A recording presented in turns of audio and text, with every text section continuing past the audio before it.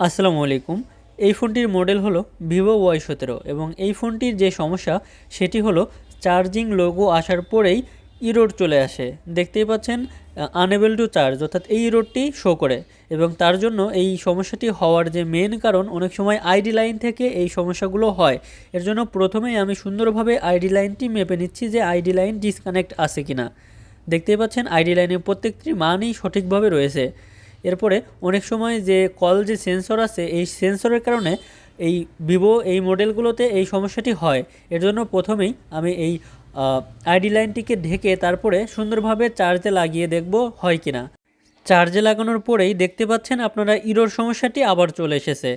এর জন্য আমি যে আইডি লাইনের যে রেজিস্টর ব্যবহার করা হয়, অর্থাৎ থার্মাল রেজিস্টর যেটি ব্যবহার করা হয়, ওই থার্মাল রেজিস্টরটি উঠিয়ে দেখব। অনেক সময় আইডি লাইনের থার্মাল রেজিস্টর উঠানোর পরেই কাজটি হয়ে যায়। এর জন্য